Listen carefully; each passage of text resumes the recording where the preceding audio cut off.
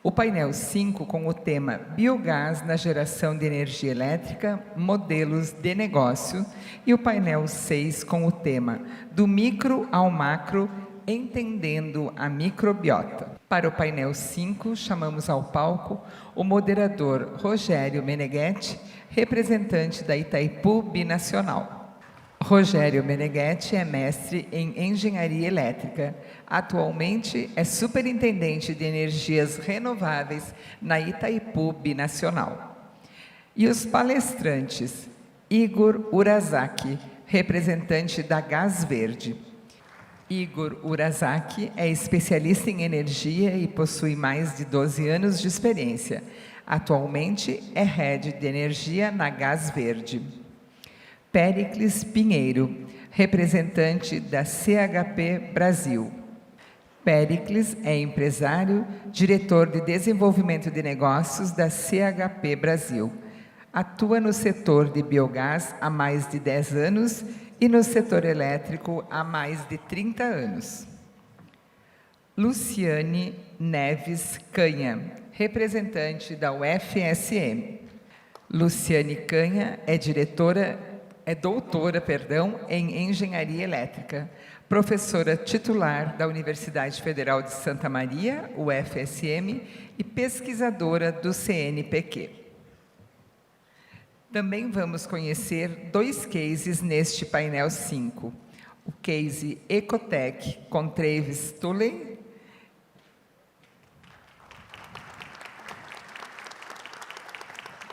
e o case AB Energy com Guilherme Galhardo. Então, boa tarde a todos. Como citado, me chamo Rogério Meneghetti, estou como superintendente de energias renováveis da Itaipu Binacional. Queria agradecer a presença de todos vocês aqui, primeiro os painelistas que estão aqui comigo e também toda a plateia que está ouvindo a gente. É um grande prazer ver a evolução do fórum ao longo desses anos e esse teatro aqui cheio é extremamente gratificante ver tudo isso. Bem, dando início ao nosso 5º painel, biogás na geração de energia elétrica, modelos de negócio. A principal forma de utilização do biogás, historicamente no Brasil, é para a geração de energia elétrica. Isso não é segredo para ninguém. Tratando dessa aplicação, é um setor que tem passado por grandes desafios técnicos e regulatórios nos últimos anos. A grande expansão de energias renováveis intermitentes trouxe benefícios, obviamente, mas também tornou o sistema elétrico mais complexo de se operar, como a famosa curva do pato, maiores ampas de tomada de geração no final do dia, variação de tensão, entre outras situações. Além disso, os frequentes eventos extremos, já citados hoje aqui pela manhã, como fortes chuvas, tanto a ANEEL, que é a agência reguladora, como o TCU, avaliam possíveis desvios de finalidade e apontam indícios de comercialização ilegal de créditos de energia na micro e na mini geração distribuída, a conhecida energia renovável por assinatura, que pode afetar os modelos de negócio do setor, inclusive e principalmente o biogás.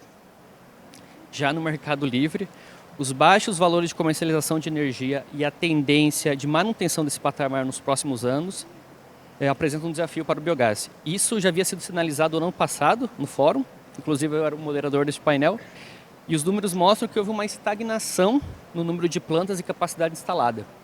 E algumas informações, inclusive, que vão ser trazidas aqui, da migração de plantas de eletricidade para biometano. Então, com esses pontos em mente, fica muito claro que nós, todos aqui presentes, precisamos reinventar o biogás no setor de energia elétrica. E para isso, montamos um time, um Megazord aqui, extremamente capacitado. Lembro que o currículo de cada um dos panelistas podem ser acessados no site, que aqui é muito grande para falar. Então vocês podem acessar lá. E sem mais delongas, vamos começar com o nosso colega Igor Urazaki, que é o representante da Gás Verde, com sua palestra sobre modelos de vendas de energia em GD e Mercado Livre. É com você. Bom, primeiro eu queria agradecer esse convite de estar aqui novamente em Chapecó. Eu estive presente como expositor no 2º fórum e cresceu pra caramba, né? Acho que tem mais que o dobro aqui da última vez que eu estava aqui. E parabéns a todos, né? É bom ver tantos rostos conhecidos que compartilham a mesma paixão pelo biogás. Eu trabalho com biogás desde 2012, sempre geração de energia a partir do biogás em aterro sanitário. trabalhava na NC, uma empresa que é uma das fundadoras da Biogás, né? E ano passado, uma empresa do grupo Urca Energia, a Gás Verde, fez essa aquisição. Então hoje aqui estou falando como Gás Verde, desse grupo que é tão grande, né? Além da Gás Verde, que tem plantas de geração de energia elétrica para Mercado Livre e biometano e também geração distribuída. A gente também tem o grupo EVA, que eu vou falar mais na frente de um case bem bacana que eles possuem. A Bem Verde Ambiental, que é uma empresa de triagem de resíduos. A Urca Gás, que é uma trade de gás. E a Urca Energia, que é uma trade de energia elétrica. Aqui só mostrando um panorama da onde a gente já está, né? E a gente quer avançar ainda mais para valorizar o biogás. Porque o biogás, como já foi falado, é um ativo riquíssimo. É um ativo riquíssimo, né? Então ele pode ser transformado em biometano, que é intercambiável com gás natural, além de ter outros atributos que o pessoal nos painéis anteriores já falaram.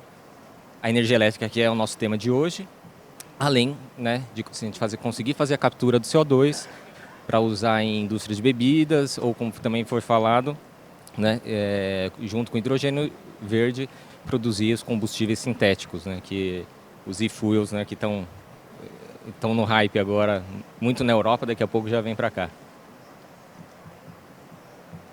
Então, falando rapidinho aqui, acho que uma apresentação do modelo aqui de geração de energia bem genérico, bem macro, né? A gente começa com o substrato, né, que aí pode ser suinocultura, de pecuária, pode ser agricultura, lodo de ETS e também resíduos sólidos urbanos, os RSUs.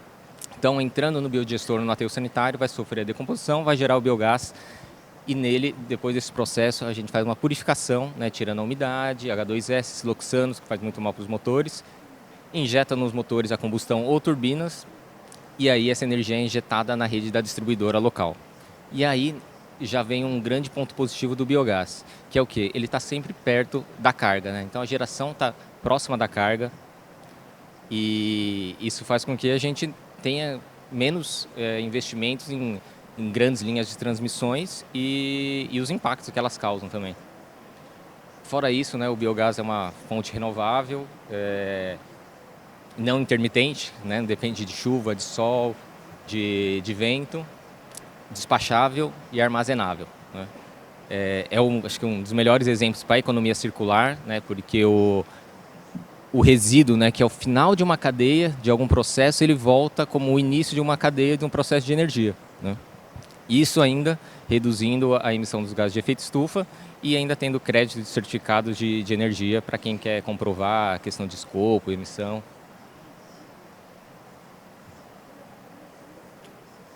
Então, vou falar rapidinho aqui, só para demonstrar porque é interessante. A empresa tem duas usinas de biometano, uma em Seropédica, no Rio de Janeiro, que gera mais de 150 mil metros cúbicos por dia de biometano, e ano que vem vai ter a planta de CO2 verde. E em São Paulo, a gente tem uma planta de 30 mil dia, fica no CTR Leste. E agora, né, falando de energia aí, essas são as plantas do grupo, e aí eu vou falar dos dois modelos que a gente possui, né, Mercado Livre e geração distribuída, mas a gente pode ter mais, né? Tem a questão do mercado regulado, entrar em algum leilão, ou no Mercado Livre também tem a opção de autoprodução, né? Mas eu vou citar aqui, explicar os que a gente possui, né? Então, Mercado Livre. Quem que pode atuar no Mercado Livre? O Ambiente de Contratação Livre, o ACL. Todos os grandes consumidores, comercializadoras, e a partir de janeiro desse ano, todo mundo conectado em média tensão pode migrar para o Mercado Livre e, com isso, não precisa comprar energia obrigatoriamente da distribuidora. Pode comprar direto de um gerador ou de uma comercializadora. Mas no Mercado Livre, por que a energia do biogás é importante, né? O que tem de diferente nela? Então, a energia do biogás é chamada 100% incentivada. Então, ela dá um desconto numa parcela do fio, né, na tarifa do uso do sistema da distribuidora. E a energia do biogás, ela é mais escassa no mercado. Então, o preço dela sobe muito. Por exemplo, nos últimos 3 meses, o preço do spread dessa energia 100% incentivada estava por volta de R$180. Então, se o preço da energia convencional está 100, você soma o spread, então você está vendendo a R$280. Óbvio, né, que a gente está passando por um período aí de preços baixos de energia, mas a gente já chegou a vender quando o preço da energia estava por volta dos 500, a gente chegou a vender por R$700 energia no Mercado Livre, né? Então, são preços bons. O que aconteceu, né, em 2021, a gente teve a Lei 14.120, né, que deu um prazo final para esses benefícios dessas plantas incentivadas, né? Então, deu um prazo de 1 ano, então até 2022, março de 2022, todos os projetos deveriam dar entrada na outorga na ANEEL. O que ocorreu uma corrida do ouro, que o pessoal chama. Então, foram mais de 200 gigas enviados para a ANEEL para conseguir essa outorga e não perder esse benefício, né? E para o biogás, né, esse benefício, esse incentivo era muito importante, né? Agora, falando de geração distribuída, para quem não conhece, né, é um modelo de compensação de energia, né? Então, como tem um pessoal de solar, coloca solar na casa, o cara consumiu 10, gerou 10, vai bater 0. Então, o nosso modelo, a gente faz isso também, né, um autoconsumo remoto. Vou pegar como exemplo nossa planta de Campos do Goitacazes, no Rio de Janeiro. É uma planta de 1 mega, que é locada para uma grande empresa de saneamento. Então, todas as unidades de baixa tensão dessa empresa recebem nossa energia. Então, se eles consumiram 500 megawatt-hora no mês e a gente gerou 500 megawatt-hora, na conta dele vai vir esse abatimento e ele consegue um grande desconto em relação à distribuidora, fora, né, que essa energia está sendo gerada próxima desse cliente. Eu trouxe um case aqui rapidinho para falar. A Eva Energia é uma empresa do grupo e ela tem um case bem bacana, que é na Fazenda Mano Júlio. Lá chega até... utiliza os dejetos de mais de 500 mil suínos, né, para conversão em energia. São 47 biodigestores modelo canadense, né, e isso trouxe para a Fazenda Mano Júlio uma economia gigantesca aí no consumo de energia elétrica. Então eu acho que está bem no foco aqui do público do fórum. Esse é um projeto bem bacana e além de reduzir, né, a questão das emissões dos gases de efeito estufa. É isso.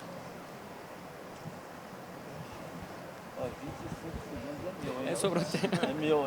Eu vi primeiro. Não, eu vi primeiro. Bem, quando você comenta de corrida do ouro, é interessante que também houve a corrida do ouro na GD, ali com a Lei 14.300 e também uma quantidade altíssima de entrada de pedido de projeto e parecer de acesso, e nem todos passaram e nem todos vão passar, né? Mas um belo comentário. Na sequência, agora temos o nosso querido Péricles, representante da Gás Verde, que vai falar sobre segurança energética com biogás. Contigo, Péricles. Alô, estão me ouvindo? Impossível fazer a apresentação sentado, impossível. Meus queridos, eu quero dar um susto em todo mundo, entendeu? Eu quero dar um susto. Só que eu só tenho 10 minutos, vamos lá. Olha aí, se eu tiver errado, essa é a chuvinha que está vindo. Agora, se eu tiver certo, meu amigo, eu não sei o que vai acontecer. Onde que vai? Desconta esses segundos aí. Ó, resumo da ópera. Calma aí, volta aqui. Como eu só tenho 10 minutos... Não, isso aqui está subversivo, esse negócio. Começando pela conclusão, vamos lá. Resumo da ópera. Dá uma lida que eu nem vou ler. Dá uma passada de olho aí. Isso é algo extremamente importante de ser absorvido pelos senhores, tá? Vamos lá. Acompanhe o retângulo. Isso aqui é a conclusão. Esse é o nosso objetivo. Nós temos que desenvolver esses itens aí. Dá uma passada de olho, tira uma foto, porque espiral da morte das distribuidoras, crise hídrica, rampa de carga, complexidade de operação e volatilidade de preço são as emoções que estão vindo por aí.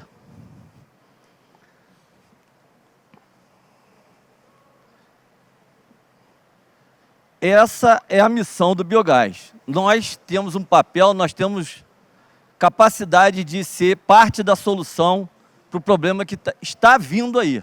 E isso nós temos que nos posicionar como setor dessa forma.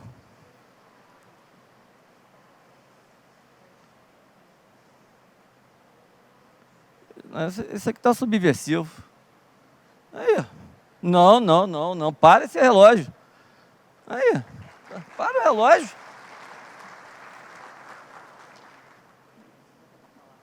Para lá?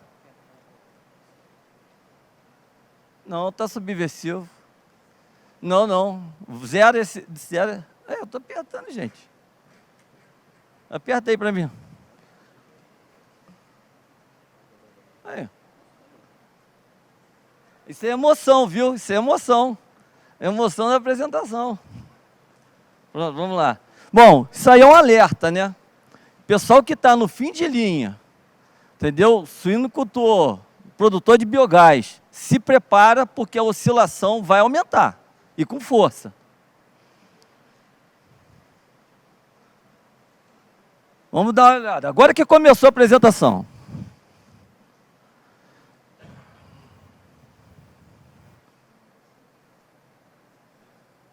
Operação 1326. Olha aí. Em 2013, a gente tinha 65 gigawatts. Consumo médio, média móvel de 30 dias. 2024, nós temos 85. Aumentou. Isso é média móvel de 30. Vamos lá. Não vai, gente. Não tem como passar de outro jeito, não.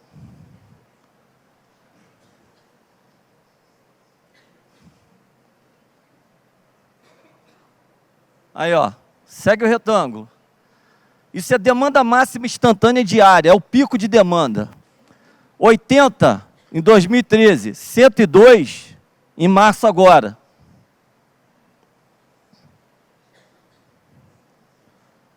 Isso aí a gente está vendo a diferença, a evolução em 10 anos.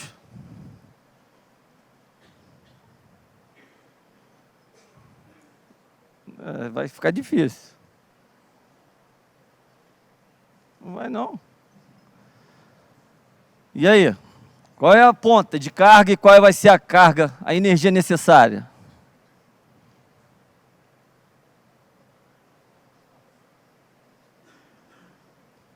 Vai, gente.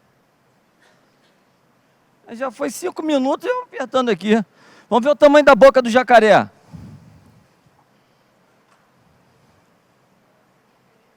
Tá difícil.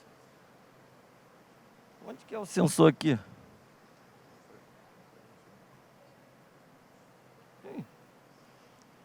Organização, por gentileza, Tá poderia muito dar um apoio difícil pra aqui. gente? Time? Por gentileza. MP 1212. Vamos chamar a atenção, fazer um resumo disso aqui, que aconteceu semana passada. Esses são os pontos importantes. 88 GB a mais é a possibilidade disso aí acontecer com essa medida. 88 GB, guarda esse número.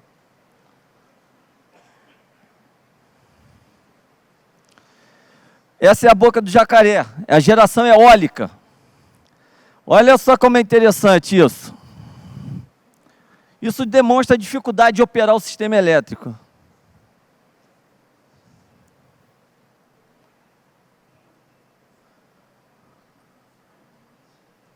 Ó, 10 GB. Tá muito difícil isso aqui. 10 GB. Olha, a curva preta é a potência instalada. A curva azul é a geração. O ponto verde é o máximo do ano. O ponto mínimo é a geração mínima diária no ano. Olha só, subiu três vezes a capacidade instalada da eólica e o mínimo é praticamente o mesmo de 2017. Isso aqui é um baita risco sistêmico. Agora acabou o som. Alô? Está ouvindo? Então vamos lá. O retângulo, olha lá, ó. Geração eólica em 2013, 2 GB. Em 2024, 30. Isso, você não tem um histórico, você não tem uma experiência anterior para tomar a decisão de forma otimizada. Vamos lá. Olha aí, isso aí aconteceu dia 1º de março. De 30 GB de capacidade instalada, estava gerando no Brasil inteiro 530 mega. Alguém tem que gerar. Como é que faz?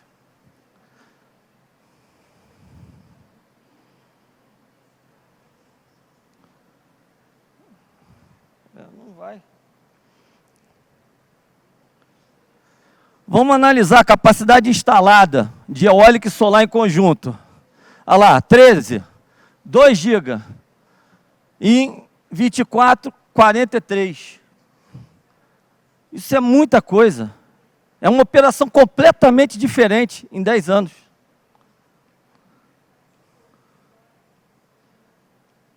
É. 19 vezes. Olha aí, o que está previsto. Então vamos lá, 43 potência instalada, 31 que vai entrar até 26, 74, mas tem mais.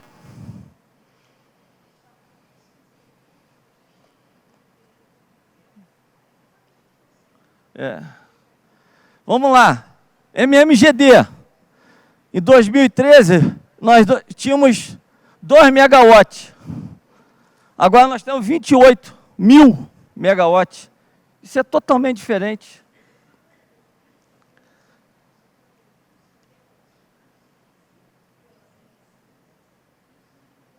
Não vai.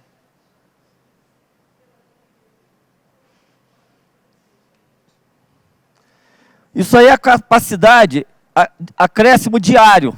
Em 2013, 4 kW por dia. Em 2024, 20.000 kW por dia acrescido, todo dia.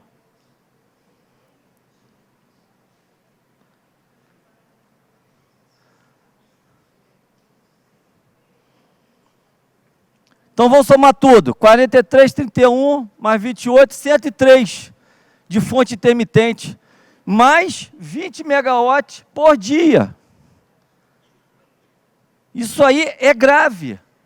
Operar um sistema do tamanho do Brasil, com fontes intermitentes, em cada barramento de transmissão é uma coisa diferente do outro, isso é muito complexo. Olha aí, a B Solar está dizendo que esse ano vai entrar mais 9 GB, 45, 3 Itaipus. Não é, Rogério? 3 vezes meu tempo, né, Rogério? Vamos lá. Esse ano, tá? 2025 é outra notícia.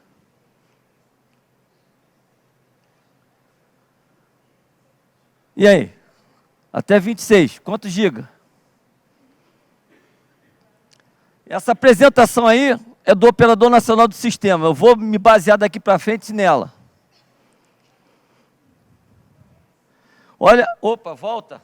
Olha a zebra, olha o que o ONS está vendo. Atente que é uma zebra grávida. Então, atente a isso. Vamos lá. Vai. Vai, gente.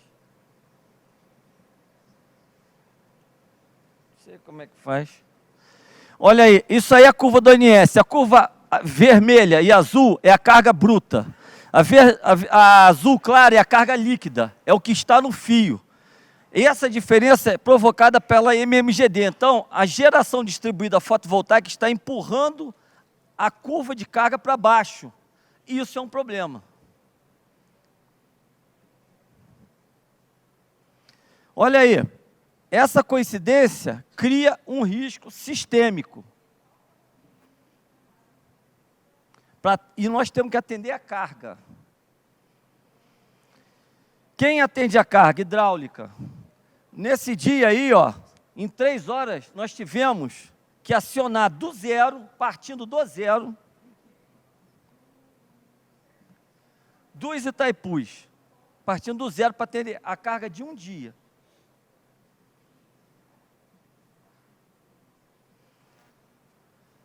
Essa apresentação diz que no ano de 2024 nós temos uma rampa de meio-dia até o final do dia de 25 GB.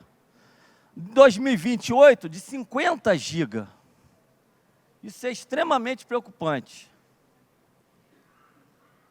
Chamar atenção para um ponto. Tempo real. Discreto, né? Discreto. Vamos lá. Ó, isso aqui era para ser mais rápido. Vamos, gente. Vamos. Olha aí. Só que a gente já tem uma rampa que aconteceu esse mês de 36. Já é, não é futuro, é passado. E por quê? Por causa do efeito da MMGD. Só que tem outro detalhe. Então vamos lá. Qual vai ser a rampa em 26?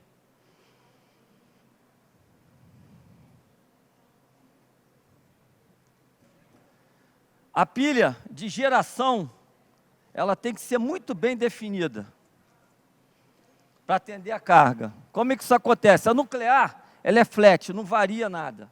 Isso é uma dificuldade, mas é base, é importante. Termoelétrica. A termoelétrica barata, vem, meu filho.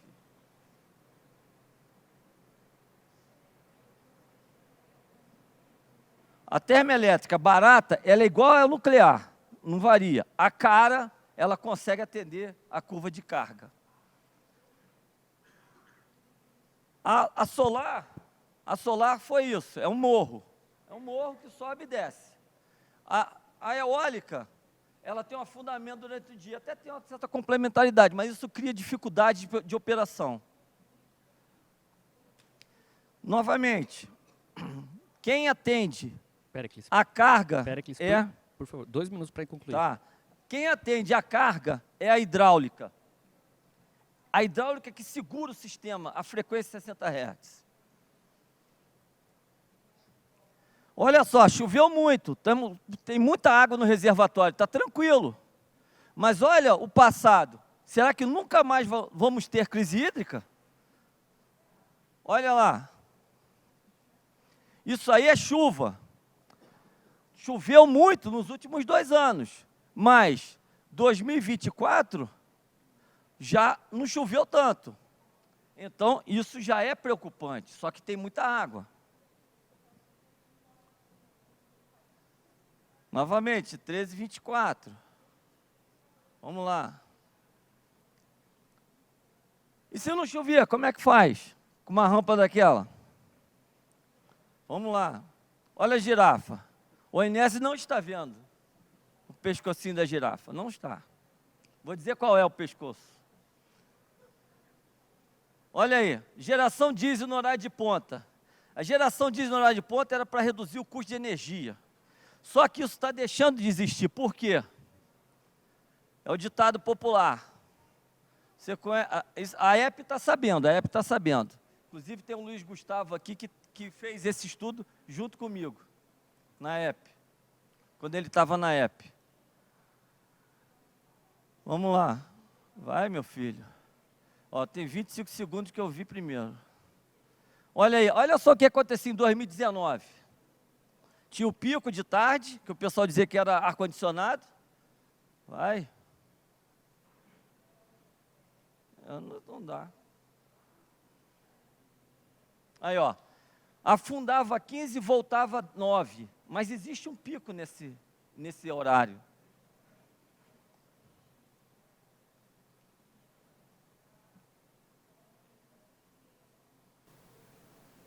Pessoal, pede 2 minutos para o Rogério, por favor. Concluiu, Péricles? 2 minutos. Isso aqui não vai, gente. Acho que eu pedi uma salva de palma, então, para o Péricles. Ou você vai Poxa, mas a emoção vai ficar boa agora, gente. Péricles, a gente precisa continuar Então, com o painel. Parou. Obrigado. Aí. Salva de palmas para o Péricles, por favor.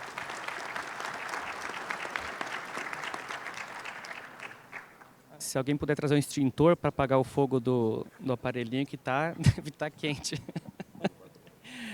De fato, Péricles, os problemas que você trouxe aqui do sistema elétrico é algo que a gente já tem observado há muito tempo. E a expectativa é que eles vão continuar aumentando e, claro, o biogás pode ser um atenuador desses problemas. E, para continuar com o tema, chamamos agora a Luciane, professora Luciane, representante da Universidade Federal de Santa Maria. Contigo. Bom, boa tarde. Eu espero ter mais sucesso que o Péricles aqui na apresentação. E vou falar um pouco, então, sobre o uso do biogás, né, como um vetor aí da transição energética. Nesse contexto, nós vamos ver aí alguns conceitos que hoje, acho que a maioria de vocês já deve ter ouvido, mas, enfim, a gente vai reforçar sobre transição energética, sobre micro-redes, sobre usinas virtuais, sobre comunidades energéticas. Vamos falar um pouquinho sobre coalizões e as considerações finais, né? Olha, eu estava bem positiva. Sim. Então, vamos lá. A transição, então, energética, né? Nesse contexto que nós estamos falando, transição energética, ela não está relacionada a tempo, né? A transição energética ela está relacionada à mudança da nossa matriz para uma matriz de baixo carbono. Então, se nós não tomarmos atitudes agora, nós podemos chegar em 2050 ainda em transição, porque essa transição ela não está relacionada a tempo, ela está relacionada ao que nós vamos fazer para mudarmos, né? Então, veja ali, né, a transição energética ela é um desafio mundial, né, engloba profundas transformações, tanto técnicas, né, quanto econômicas, na produção, no fornecimento e no consumo da energia elétrica, visando minimizar, então, o impacto ambiental da indústria energética. E aí a gente coloca, né, como aqui estamos num fórum de biogás, a gente coloca todo esse mix aí, né, de produção a partir de dejetos, de produção a partir da biomassa, de produção a partir de ETs em cidades, de produção conjunta com geração solar, fotovoltaica e eólica, e o armazenamento de energia que vem através das baterias, mas que vem fundamentalmente também através do biogás, que é um armazenador. Então, o uso estratégico desse biogás junto com as baterias pode nos conduzir a modelos de negócio que vão fazer com que a gente chegue nesse desafio aí, que é termos sistemas baratos, sistemas competitivos, sistemas de geração que não vão atender apenas uma elite ou que não vão atender apenas um determinado grupo da sociedade, mas que vão promover o desenvolvimento como um todo. E, para isso, a gente precisa olhar as questões regulatórias que envolvem toda essa mudança, né, essa transição.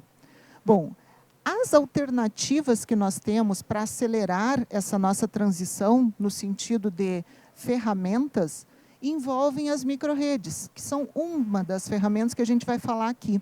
Né? Então, o conceito, né, uma micro-rede é um grupo de cargas, né, e recursos energéticos distribuídos, por isso, né, os recursos energéticos distribuídos que estavam no título ali, interconectados com limites elétricos claramente definidos, né, que atua como uma entidade única, controlável em relação à rede, e pode se conectar ou desconectar da rede elétrica, né, permitindo operar tanto no modo ilhado ou conectada à rede. Aqui a gente tem, né, um exemplo de uma micro-rede com geração solar fotovoltaica, o que é bastante comum, e podemos ter sistemas híbridos com biogás, geração solar fotovoltaica, mas já temos os clientes querendo utilizar baterias junto com a geração solar fotovoltaica, nessas micro-redes que começam, né, a serem possíveis de serem utilizadas aqui no Brasil, como a gente vai ver mais adiante, já temos exemplos, né, de uso. Bom, as micro-redes podem se conectar em sistemas urbanos, então a gente tem ali um exemplo, né, à direita, uma micro-rede urbana, onde nós já havíamos comentado, né, por exemplo, geração a partir de biogás de estações de tratamento de esgoto, né, que é um exemplo do uso do biogás na área urbana, e a conexão de geração solar fotovoltaica, eólica, baterias, enfim, a própria eficiência energética contribuindo. Aqui eu trouxe um dado, né, das microrredes nos Estados Unidos, né, podem ser aplicadas em diferentes usos, né. Um desses usos se dá no militar, 15%, uso remoto, 25%, uso comercial, 7%, para comunidades, 9%, conectadas, né, junto com as distribuidoras, 12%, e em campos, aí, universidades e prédios públicos, 32%. Podemos ter microrredes num condomínio, podemos ter microrredes num prédio, como estamos vendo ali à esquerda abaixo. Bom, temos exemplo de microrrede, e aqui eu trouxe, porque estamos, né, num local onde, né, a gente tem muitos representantes aí do nosso grande exemplo de microrrede no Brasil, né, que é a microrrede da Granja São Pedro, né, em São Miguel do Iguaçu, que é uma microrrede já operada também em conjunto com o projeto com Itaipu, e que está evoluindo para o uso de geração solar fotovoltaica, e que certamente vai acabar evoluindo para o uso de baterias. Mais adiante eu quero chegar, né, eu vou chegar onde eu quero, né, que é a gente mostrar que a gente pode ter modelos de negócio misturando baterias e o uso do biogás como armazenador também, não apenas como geração.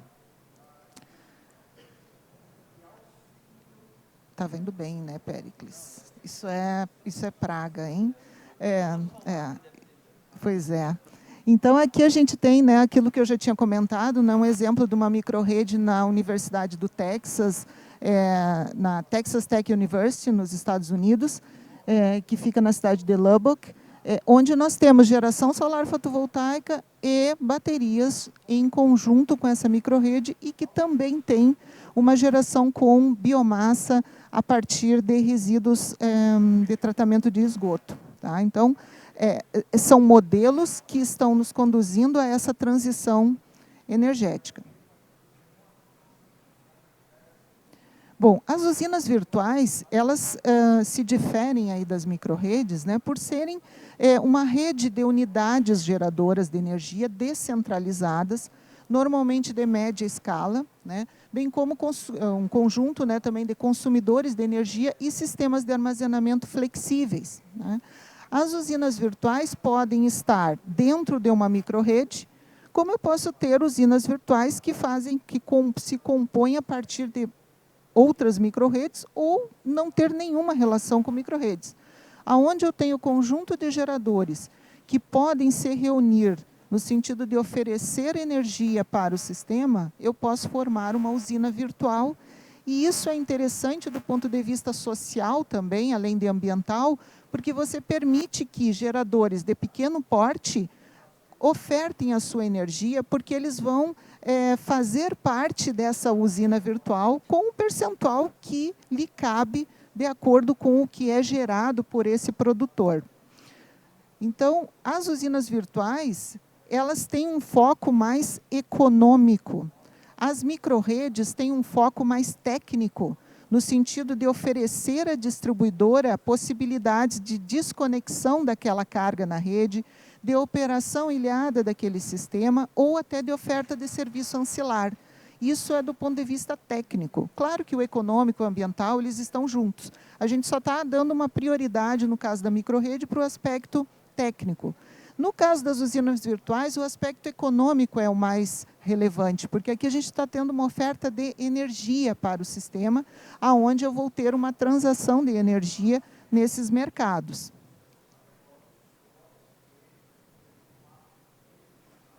Eu não sei se eu aperto devagar, se eu aperto muito, né? Os desafios aqui também são desafios, obviamente, econômicos, né, e ambientais, enfim, mas o aspecto econômico ele é muito importante. Um outro elemento que vem em conjunto aí com microrredes e usinas virtuais são as comunidades energéticas ou as comunidades locais de energia, né? Uma comunidade local de energia é uma associação ou uma cooperativa, né, uma parceria, uma organização sem fins lucrativos, ou outra entidade legal que é efetivamente controlada aí por acionistas ou membros locais, geralmente orientados para o valor e não para o lucro, tá? Envolvido na produção distribuída e na execução de atividades de operador, fornecedor, agregador de rede, enfim, todas as funções que a gente já conhece, incluindo além fronteiras, tá? As comunidades de energia podem ser consideradas como novos tipos de entidades não comerciais que, embora se envolvam, né, numa atividade econômica, elas têm como objetivo proporcionar benefícios ambientais, econômicos ou sociais à comunidade. Dentro da comunidade energética, né, a gente tem na União Europeia as comunidades cidadãs de energia, né, que estão incluídas na diretiva do mercado interno de eletricidade, e as comunidades de energias renováveis, tá, que estão incluídas na diretiva de energia renovável de 2001. Esses documentos proporcionaram, pela primeira vez, um quadro jurídico da União Europeia favorável à participação coletiva dos cidadãos nos sistemas energéticos. Isso traz a possibilidade do prosumidor, do pequeno consumidor, participar desses sistemas, mas requer mudanças regulatórias para que a gente tenha esse modelo. Nas comunidades de energia, a gente tem geração de energia a partir de fontes renováveis, prestação de serviço de eficiência energética, produzimos e fornecemos e consumimos e armazenamos energia e fornecimento de mobilidade elétrica e outros serviços dentro desse sistema. Eu gostaria que passasse mais um slide, né? Pois o meu tempo passou, eu acho. O que a gente tem aqui no próximo slide seria a coalizão, né? Coalizão é quando eu posso me conectar entre, aqui é o foco econômico e social, né? Importante destacar, né, nas comunidades energéticas o foco mais social, e com as coalizões, esse é um trabalho que nós estamos desenvolvendo num curso, numa tese de doutorado na Universidade Federal de Santa Maria, onde nós temos, então, possibilidade de transacionar energia entre microrredes e, principalmente, priorizar a fonte que vai ser usada. Então, às vezes, é interessante você produzir, por exemplo, hidrogênio a partir de um excedente de energia, vindo, por exemplo, de um curtailment, como a gente tem nesse último slide, e, nesse caso, esse hidrogênio ele passa a se tornar mais econômico, porque eu estou usando um excedente. Mas eu posso não ter excedente na minha microrrede. Porém, eu tenho um excedente na microrrede que faz parte da coalizão. E, com isso, a gente consegue priorizar fontes para definir. Eu vou usar o biogás como fonte despachável, eu vou usar a energia da bateria. A minha bateria precisa ser usada, porque eu preciso armazenar geração solar fotovoltaica, então eu não vou usar o biogás, eu vou usar o biogás em outro momento. E assim a gente define usos estratégicos. Sei que eu passei do tempo, usei o tempo do Péricles, mas, enfim, né, terminei a apresentação, deixo aqui meu contato e agradeço a atenção. Muito obrigada. Obrigado, professora Luciane. Eu lembro nesse projeto de microredes, quando nós apresentamos para o nosso diretor, e nós comentamos assim, a ideia do projeto no momento que cair a rede da concessionária local, o biogás sobe e mantém as unidades consumidoras próximas. E qual que é a novidade disso? A novidade é que isso não pode ser feito. E não tem nem modelo, nem tecnicamente a gente não sabe que precisa ser feito, muito menos modelo de negócio. E uma pergunta que a gente comentou com ele, né? Se o preço da energia é caro, ok, mas qual o valor de não ter energia? É muito mais caro não ter energia. Bem, dando sequência aqui ao nossos cases, só queria pedir para a moderação zerar o tempo, por gentileza, que está rodando. Por gentileza, o senhor Travis Trolley, da Ecotec. O ponteiro?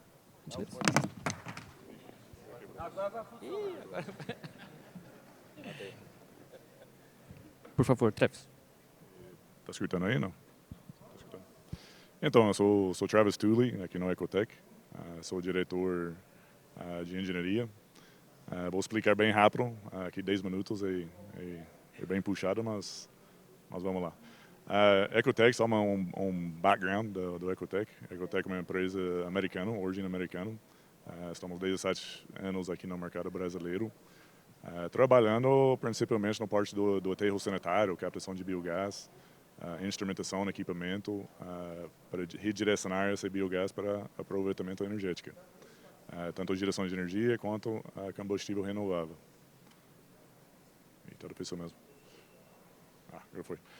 Nós faz parte de um escopo, o que nos faz, fornecidos, consultoria, fornecimento, implantação, controle, automação, operação e manutenção. Então, só um pouquinho sobre a nossa metodologia de captação de biogás. Isso para os próximos slides de desenvolvimento. Nosso conceito principal, para aqueles que já trabalham no aterro sanitário, você trabalha com a pressão gradiente. Só que o que acontece? Quando você aplica a pressão negativa, um vácuo, naqueles drenos, poços verticais no aterro sanitário, na verdade você está reduzindo a pressão para na região com pressão mais alta, ele vai migrar para aquele dreno. E com isso você vai equilibrar a pressão com a qualidade de gás.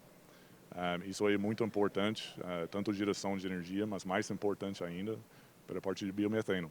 Quer dizer, biometano, você sabe, o grande desafio é nitrogênio e oxigênio, que tem que ser bem baixo, senão aumenta o capex e também reduz a recuperação de metano. Essa aqui é algumas das nossas atuais de cabeçote, que você consiga medir, faz aqueles ajustes finos para manter essa composição de biogás, utilizando pressão estática, vazão e composição de biogás.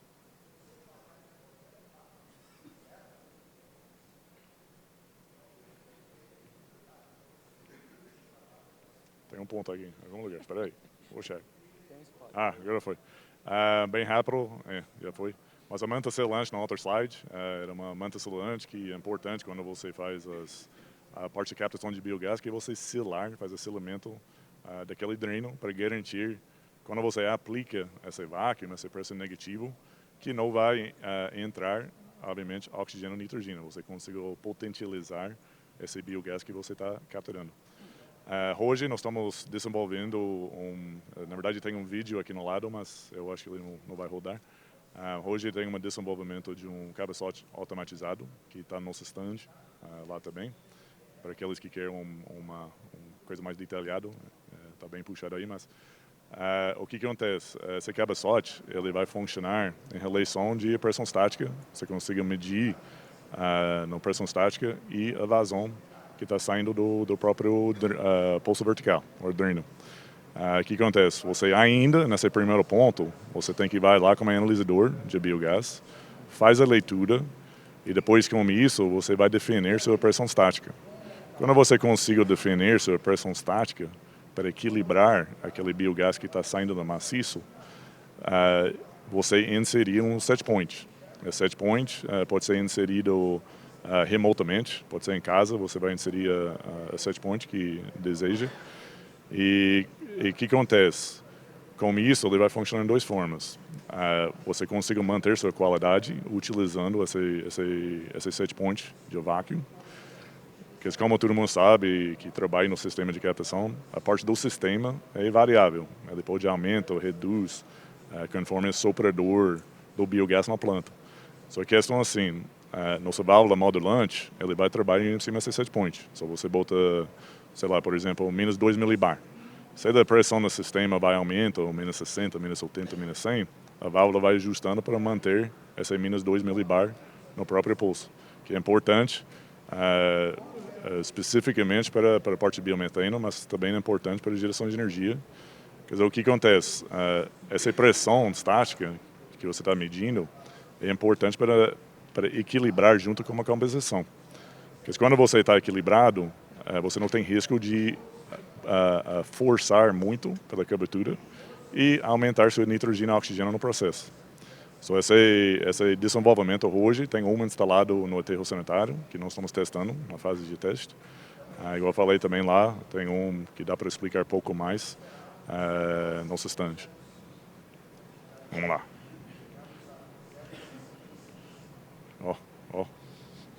Tá difícil, hein? Tá dormindo? Rapaz. Tá propriedade aí. Foi. Então, né, como que em todos os desenvolvimentos não sempre mostra vantagem e desvantagem no primeiro momento, obviamente. As vantagens são que nós podemos garantir vácuo na cada poço. Que esse aqui é bom tanto para captação de biogás, mas também é bom na questão de geotecnia.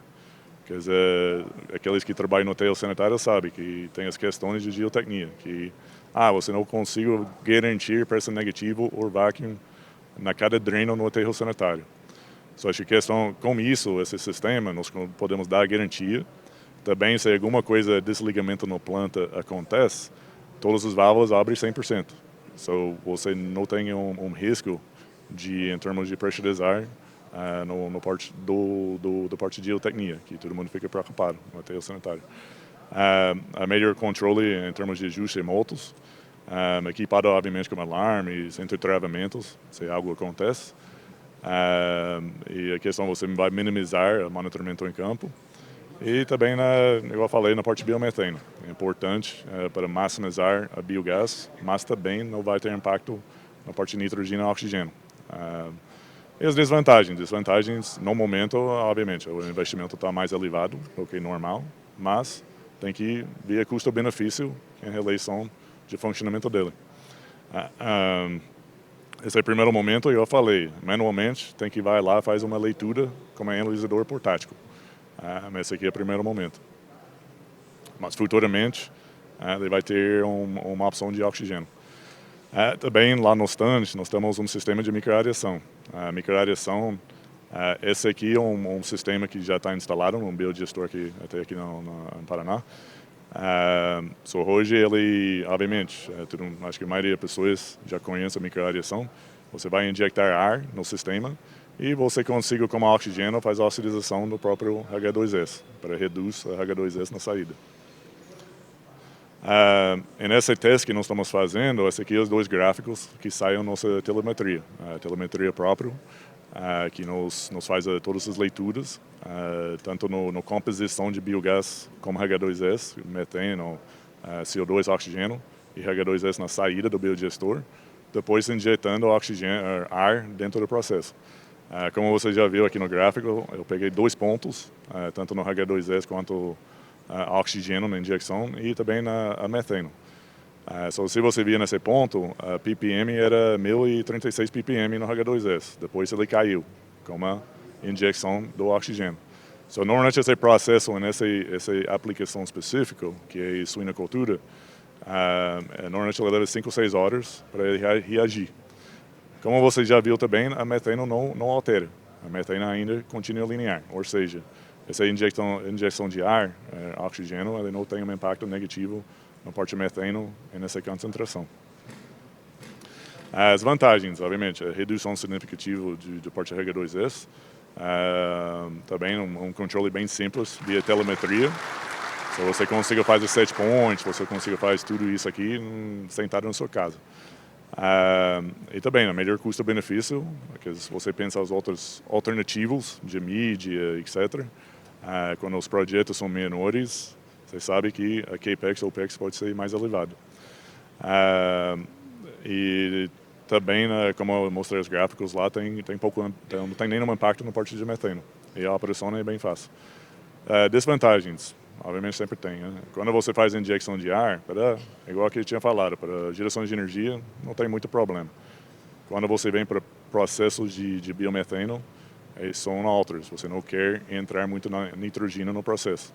Isso acontece, é uma parceria com o Sysvent, que fornece um gerador de oxigênio. Esse aqui vai ter a próxima fase e para fazer pega um PSA deles, um gerador de oxigênio, pega ar, purifica e injetar só oxigênio diretamente no processo. Com isso não vai ter um impacto no metano e também não tem problemas com a nitrogênio alta. Tem mais uma coisa aí. Vai. Estou tentando. Ixi, voltou. Agora acho que não. Vai voltar. Tudo bem, vamos deixar assim. Então, e também tem uma novidade dentro do Ecotec. Ixi, agora foi. Quando você não quer, ele vai. Então, dentro do Ecotec, nós criamos uma outra empresa ano passado, que chama Ecolution. Ecotec em si, agora tinha explicado, nós trabalhamos com toda a parte de projeto, implantação até um ponto de entrega para o cliente. A Ecolution ele entra na segunda fase. Principalmente ele entra para fazer a gestão do sistema de captação até a entrega na parte de aproveitamento de biogás. Isso aqui é importante, porque tem muita gente que não tem não tem interesse para tocar essa parte, a matéria-prima, né, de biogás saindo do maciço, que é a parte mais importante que tem. Esse aqui todo o seu funcionamento do aproveitamento energético, tanto as gerações de energia quanto o biometano. Esse aqui é onde a Ecotec, a Ecolution vai entrar nessa parte. Ixi, agora não vai. Agora você quer? Não vai. Ixi, complicado, hein? Ó. Agora foi. Igual eu tinha falado, nessa parte, nós entra investimento como se SPI integral ou parcial, tanto a parte de captação de biogás até entrada da boca do gol, né, aproveitamento energético. Que nessa aqui é normalmente um contrato de médio e longo prazo, uns contratos que nós botamos uma equipe em campo, que faz esse monitoramento e dá garantia para o cliente, para a qualidade do biogás, que é a parte importante. Principalmente, nós estamos sempre abertos de modelos de negócios flexíveis. A Ecotec em si é uma empresa de solução. Nós sempre estamos correndo atrás de uma solução para o cliente. Como tem muita gente aqui que já me conhece, e esse aqui, como nosso trabalho, sempre vai trabalhar.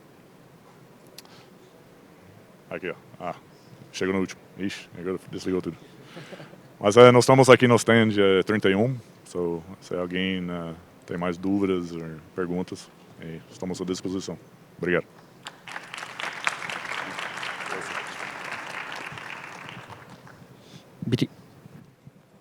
Obrigado, Travis. Essa questão do aterro foi bem debatida hoje mais cedo e é interessante ver que alguns equipamentos que você trouxe melhoram muito até a análise e o cuidado da saída desse gás que tem, que já falaram que ele tem certa confiabilidade, né, de produção, mas também entender que gás que está saindo dali e que gás que eu vou utilizar dentro dos meus geradores para a produção de biometano. Que só queria lembrar a todos sobre as perguntas, elas podem ser realizadas através dos formulários que foram entregues nas bolsas, então fiquem à vontade. E para o último case, convido agora o Guilherme Galhardo para falar o case da AB Energy. Chico. Obrigado, Rogério. Boa tarde a todos. Prazer estar aqui dividindo o painel com vocês. Bom, a gente queria inicialmente trazer alguns cases e aquilo que a gente vem trabalhando e fazendo um pouquinho aí já há algum tempo dentro do mercado de biogás e biometano no Brasil e no mundo, né? Então, começando muito rapidamente sobre quem é a AB, para quem ainda não nos conhece, né? A AB é uma empresa italiana. A gente trabalha com soluções aí para aproveitamento do biogás personalizadas, então de acordo com cada projeto do cliente. Normalmente soluções modulares, que a gente pensa muito na fácil instalação, comissionamento, montagem do equipamento em campo. E sendo desde um fornecedor de uma parte do projeto, de uma parte do equipamento, até um projeto completo, entregando uma solução turnkey para o cliente, né? Atuando desde a concepção, desde a engenharia, até a entrega do equipamento e, posteriormente, na manutenção e operação do equipamento, tá? Hoje, nós estamos como grupo já com 43 anos de experiência dentro desse mercado de biogás, já com mais de 2 GB instalados em motogeradores, trabalhando sempre com gás. No grupo como um todo, nós temos 1.200 funcionários, mais ou menos, e aqui no Brasil a gente está com cerca de 80 pessoas, onde a maior parte dessas pessoas são técnicos de campo para a operação e manutenção dessas plantas, que é efetivamente o que a gente acredita que seja a maior dificuldade, o maior desafio que a gente tem hoje dentro de uma planta de biogás, sobretudo quando a gente fala de geração de energia elétrica, né? No mundo, nós estamos atuando já em 20 países, onde aqui no Brasil a gente atua como um hub de toda a América Latina. Então, todos os projetos que são ali México para baixo, eles comercialmente, tecnicamente, eles são atendidos pelo Brasil. E no Brasil, mais especificamente, hoje a gente tem quase 150 mega em motogeradores, trabalhando exclusivamente com biogás, espalhados aí em boa parte das regiões do Brasil, quase todas elas. A gente fica baseado em São Paulo, onde nós temos o nosso estoque central e o escritório central, e dali que a gente distribui para todas as outras regiões do Brasil, basicamente, né? Como soluções, a gente trabalha desde a parte de aproveitamento do biogás para geração e cogeração de energia elétrica, aí com motogeradores trabalhando desde 330 kW até 4,4 mega por módulo. Então, dependendo do projeto, a gente claramente dimensiona corretamente a quantidade de equipamentos e o tamanho desses equipamentos. E também, além só da geração de energia elétrica, nós entramos também, assim que mudar, uma parte de biometano, que aqui a gente trabalha desde a purificação mesmo do biogás, então com uma tecnologia de membranas, até também a liquefação desse biometano e também a liquefação do CO2. Então a gente consegue entregar desde a purificação até o equipamento já, o biometano no caso, já liquefeito ao cliente. E além dos produtos, a gente atua claramente em toda a parte de serviços, com contratos de operação, ou contratos de operação e manutenção, ou somente manutenção, no modelo principalmente full service, que é onde a gente trabalha aqui, ali dentro a gente tem todos os custos de peça e mão de obra dos equipamentos, um atendimento 24 horas por dia, 7 dias por semana e garantia de disponibilidade para todas essas plantas que a gente tem sob esse contrato de manutenção e operação.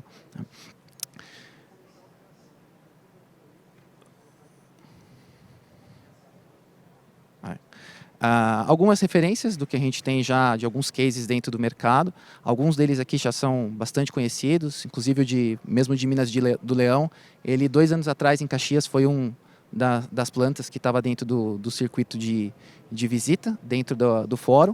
Mas a gente queria hoje entrar em 2 cases específicos, um pouco mais ainda nesse primeiro, que ele é um case no aterro sanitário de Cariacica, no Espírito Santo. Ela é uma usina que está trabalhando na geração distribuída, então o cliente não está vendendo energia no Mercado Livre.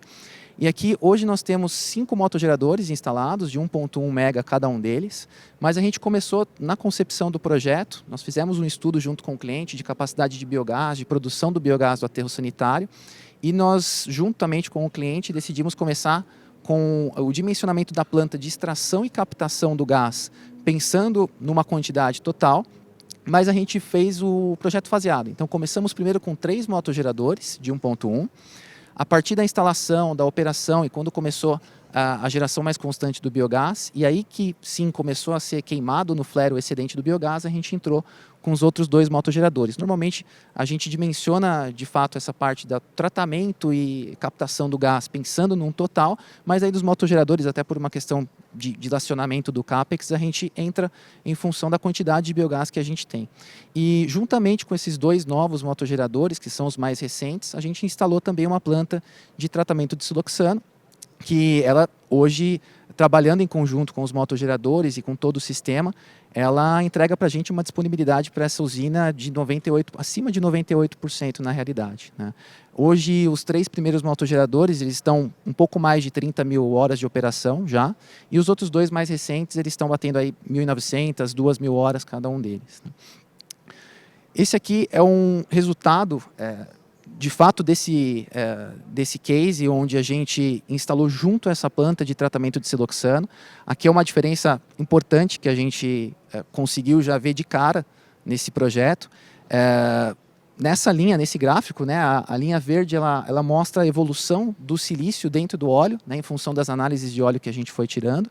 Isso sem um tratamento de siloxano, e a linha em azul ali já com um tratamento de siloxano, né? Então a gente vê que a quantidade de silício ela sobe muito grande ali, exponencialmente quase, né? A gente, por uma questão até de know-how nosso, a gente normalmente, quando bate entre 100 e 150 ppm de silício no óleo, a gente já faz a troca do óleo para evitar algumas outras corretivas. E com a instalação desse sistema, a gente aumentou essa troca do óleo, que estava entre 500 e 600 horas de operação, para quase 2.000 horas de operação. Então a gente estendeu bastante a vida útil do óleo e trouxe isso para o cliente uma redução aí de custo, né, de mais ou menos 40% no ano, só na parte do óleo. Além, claramente, de um aumento de disponibilidade e menos intervenções e paradas nos motores, né? Se a gente vê aqui embaixo, né, essas 2 fotos embaixo da planta de tratamento de siloxano, ela é uma foto ali no cabeçote do motor, que ele está completamente impregnado de silício, e a gente normalmente o que teria que fazer é entrar, fazer um intervalo de manutenção, uma descarbonização completa do motor, então fazer toda a limpeza para que ele fique igual à segunda foto, né? E isso acontece dentro de um aterro sanitário, isso você tem que fazer, mas claro, com a planta hoje a gente prolongou demais essa manutenção, então a gente tem muito menos intervalos aí, muito menos paradas nos equipamentos, né? Bom. Acho que foi mais um. Tá acabando, prometo.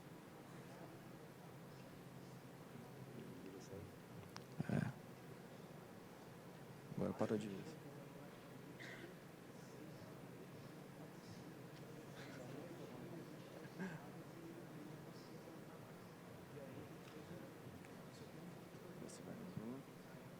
Opa, foi. Oh, agora foi dois. Mas no case anterior, se eu conseguir voltar aqui, a gente ia passar bem rápido. Na verdade, ele é um case mais voltado para o biometano, né? Então, é uma planta na província de Vicenza, na Itália, no norte da Itália. E aqui a gente instalou quase todas as nossas tecnologias e soluções, desde um motogerador até a planta de upgrade de biometano e a liquefação. É uma planta que está com uma disponibilidade altíssima também.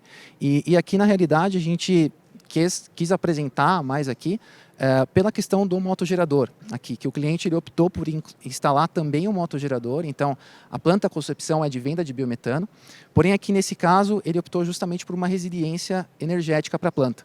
Então, a planta de biometano é ótima, ela produz o biometano que nesse caso é mais rentável para o cliente, mas ela é mais rentável uma vez que ela esteja operando. Então, nesse caso, e em alguns outros casos aqui no Brasil, por exemplo, de fim de linha, onde você pode ter uma instabilidade constante na rede, se você tem a sua planta de biometano, mas ela não está operando por o biometano, a planta ela precisa de energia elétrica. Então, se você não tem a energia, claramente você não tem o biometano e você não vai estar produzindo, né? E isso impacta diretamente dentro do business plan da planta. E aqui, como até o Igor tinha comentado, da geração próxima da carga, né? Esse aqui é um exemplo de uma geração literalmente do lado da carga, né? E é um projeto hoje que a gente implementou junto com o cliente, já está operando, isso está operando, foi comissionado na metade do ano passado, mais ou menos, e tem trabalhado nessa concepção híbrida, né, digamos assim, de motogerador e biometano de uma forma muito positiva. E no último slide, na verdade, é só uma provocação ou alguns exemplos de case de sucesso, né? O que a gente entende que seria necessário para ter um case, independente de qual seja ele, que possa funcionar bem, né? Então, para a gente, são 3 pontos principais, basicamente, que é o tratamento correto desse biogás, um equipamento eficiente e, sobretudo, manutenção desse equipamento, manutenção e acompanhamento do sistema como um todo. A gente faz uma analogia aqui muito simples com o veículo, né, com o carro. Um carro 1.0, quando ele está trabalhando a full power, ele estaria quase que rodando a 100 km por hora, né? Se a gente pensa num momento hipotético em que esse carro tem combustível infinito e está num circuito oval, se ele ficar aí a full power rodando por um ano, ele teria percorrido, né, a 100 km por hora, mais de 870 mil quilômetros rodados, né? Isso daria mais de 87 manutenções preventivas, que são aquelas que a gente faz ali a cada 10 mil quilômetros, por exemplo, né? Esse daqui é quase o mesmo esforço mecânico que você tem dentro de um motogerador a biogás, que o motogerador está trabalhando ou deveria trabalhar a full power, e por isso que você tem, de fato, que fazer todas essas intervenções, né? Às vezes a gente quer negligenciar um pouquinho para gastar um pouco menos, mas dentro do mercado de biogás, sobretudo quando a gente está em geração de energia, a manutenção e a constante operação do motor é sem dúvida muito importante, né? Outra coisa são os históricos de projeto. Hoje no Brasil e no mundo, né, mas no Brasil, graças a Deus, a gente já tem uma implementação de vários projetos de sucesso. Aqui a gente tem alguns exemplos deles que foram mostrados. E um estudo sobre isso também, antes de você implementar o seu, sobre quais projetos estão funcionando, como foram implementados, isso é muito importante para que você faça um levantamento antes para ter esse case de sucesso, né? O monitoramento constante, que isso faz parte também dentro de uma manutenção do equipamento e, sobretudo, garantia de disponibilidade, né? Aqui a gente colocou um exemplo, uma conta muito simples, mas só para ter uma ideia que às vezes isso não é tão claro para a gente, do quanto que a disponibilidade do equipamento ela influencia dentro do business plan e dentro do seu case como um todo, né? Para ele ser de sucesso. Aqui a gente fez uma conta, por exemplo, de 2 equipamentos, 2 projetos, que têm exatamente a mesma eficiência elétrica, mas que têm disponibilidades diferentes do equipamento. Quando a gente fala de geração de energia, se a gente compara uma disponibilidade de 85% e 92% de um equipamento ou de uma planta no geral, só aqui a gente está gerando 920 megawatts por ano a mais, que pensando em R$350 um mega, que é um valor relativamente baixo, alto talvez para agora, mas relativamente baixo para uma média de mercado, você tem uma receita de mais de R$300 mil por ano a mais desse equipamento, né? Então, o quanto que essa disponibilidade de fato influencia. E se a gente vai para o biometano, é ainda pior, né? E aqui a gente pode falar de disponibilidade do próprio equipamento ou disponibilidade por falta de energia elétrica, como a gente comentou, né? Então, se não tem energia, você perde a disponibilidade e você deixa de gerar. Aqui numa conta de uma planta que está produzindo 1.200 metros cúbicos hora de biometano, você vendendo ele a 3,50, essa mesma diferença de disponibilidade de 85 para 92, você tem mais de 2,5 milhões de reais de receita a mais. Então, de fato, é um ponto que, para você ter um projeto de sucesso, ele precisa funcionar, precisa ter essa disponibilidade. E a disponibilidade, ela depende basicamente aí desses 3 fatores, além de um acompanhamento constante, né? Era isso que a gente queria trazer hoje. Espero que tenha dentro do tempo e estamos à disposição aí para ajudá-los a ter alguns cases de sucesso a mais. Estamos com um case ali logo na entrada também do espaço de negócios. Vai ser um prazer conversar com vocês. Muito obrigado.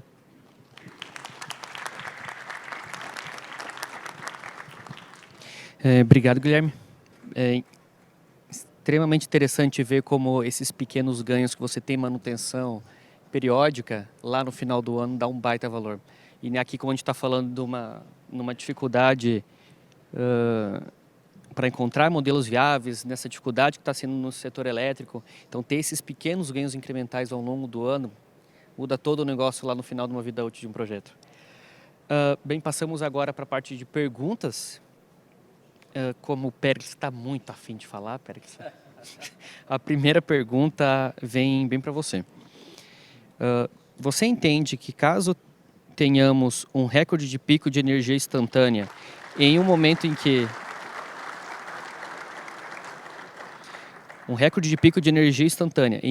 que tenhamos uma crise hídrica, teremos um colapso ou falta de energia elétrica?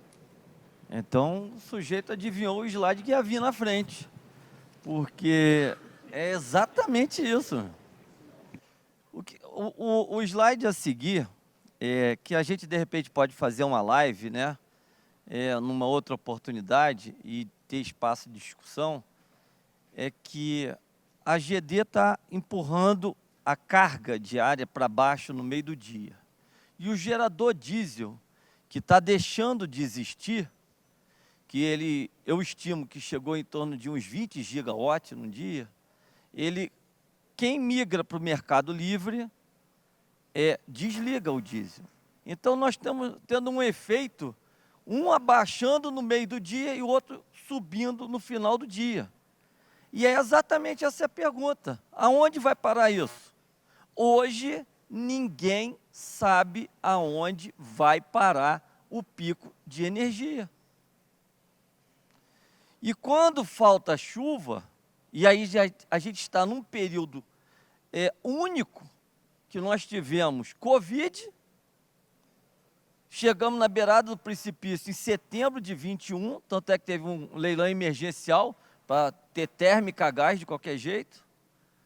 Aí começou a chover, o verão frio, foi lá para cima os reservatórios.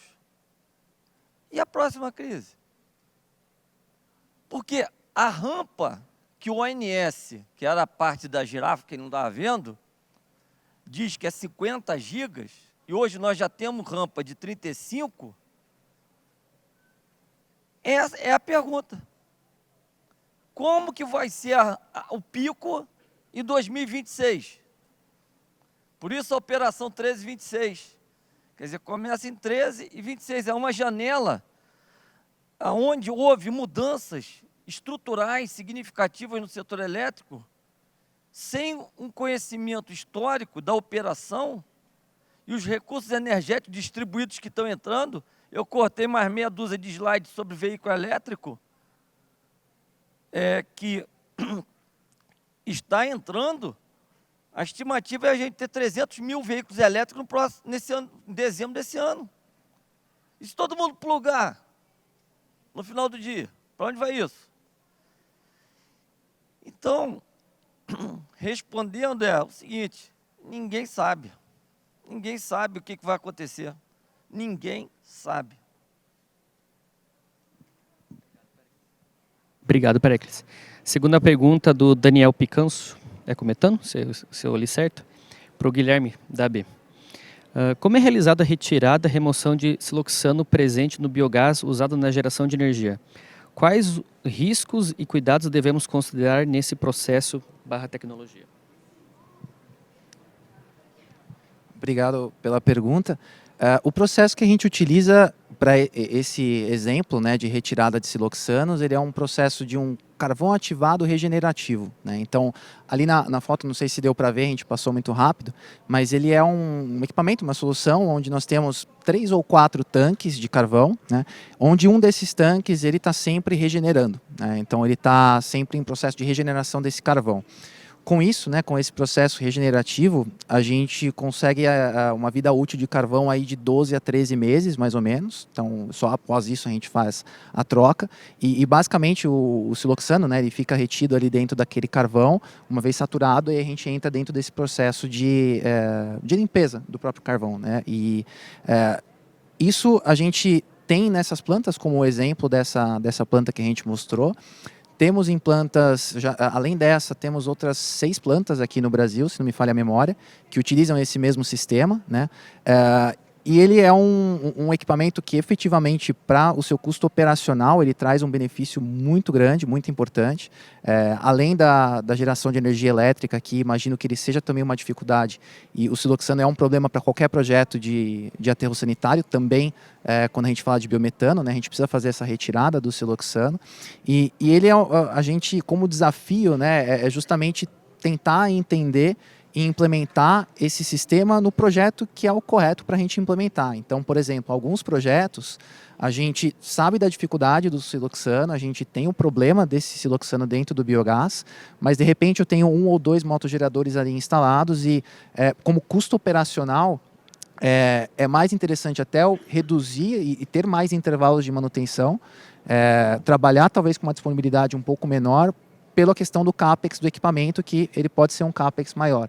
Então isso, a gente sempre faz um estudo, um business plan, para saber exatamente em qual projeto que ele vai se encaixar, né? Talvez nem todos ele se encaixe em uma planta desse sentido, talvez vale mais a pena efetivamente você trabalhar ali um pouco no OPEX, conseguir uma operação contínua no equipamento, mas não ter esse custo de investimento mais alto.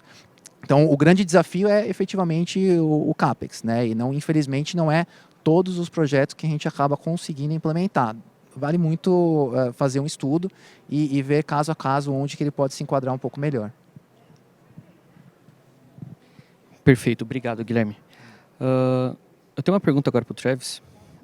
Nos estudos de modelagem e de viabilidade econômica que vocês desenvolvem voltados para aterros, quais são as principais dificuldades que vocês têm encontrado para encontrar bons negócios para a geração de energia elétrica? Desafios para encontrar bons negócios de geração de energia elétrica em aterros. Nossa, essa aqui essa é pergunta para todas, né? Quando você faz a modelagem de biogás, acho que todo mundo está na mesma dificuldade. Uma modelagem que é empírica, né? É matemática, todo mundo sabe. Essas calibrações do modelagem em si, tanto para geração de energia, biometano, o que seja, realmente ele vem como experiência, o que é algo que nós faz aqui no Ecotec, nós monta piloto. Ou seja, nós pega 6, 8 poços no próprio aterro e faz diferentes fases, diferentes idades, pode dizer, no maciço. E com isso, nos similar um sistema de captação. Na verdade, com essas informações, você consegue, pelo menos, ver como o seu próprio resíduo está reagindo e como isso você consiga calibrar a própria modelagem. Em vez de só fazer confiança somente no parte matemática, você também tem dados reais de como vai ter aquele média por poço que todo mundo está querendo saber, né? E como bastante experiência com isso e, na verdade, cada projeto é diferente. Eu acho que todo mundo que trabalha no aterro no mesmo consenso aí que realmente tem que ser um estudo bem feito. Quer dizer, sem modelagem, se não é bem feito, não dá um resultado mais preciso possível, vai impactar seu CAPEX, seu investimento no próprio projeto. Mas é isso. Tá ótimo, é a pergunta para instigar mesmo. Seguindo nessa mesma linha, agora eu vou para o Igor. Uma pergunta também. Eu queria que você trouxesse nessa experiência que você tem com seus clientes, que você tem conversado, pensando em modelo de negócio de GD, de mercado livre e também em leilões, se for o caso, as dificuldades que vocês têm encontrado para encontrar esses modelos viáveis ou que sejam atrativos para o teu cliente. É uma pergunta bem capciosa, né? E como eu comentei, né, a gente perdeu, né, os benefícios, né, no Mercado Livre, da energia 100% incentivada, e de GD, como você lembrou bem, né, também teve a Lei 14.300, que gradualmente vai tirar o benefício do desconto na TUD, numa parcela da TUD, que é uma parcela da distribuidora. O ponto é avaliar, vale a pena continuar com a energia, né? Ver outras alternativas, biometano. A nossa empresa está avaliando muitos projetos para fazer a transição para biometano. Já tem usina que já está operando mais de 10 anos, então já estamos falando de um CAPEX depreciado, né? Então, isso aí ajuda a tomar decisão, mas são várias variáveis que a gente possui, né? Tem a variável que o Travis falou, né? Tem a questão da operação do aterro, né? Como está a geração do biogás, e também toda a parte regulatória, né? Se vale a pena mudar meu metano, vou perder aquela conexão que eu lutei tanto com a distribuidora para ter, né? Então, esses pontos têm que ser levados em conta.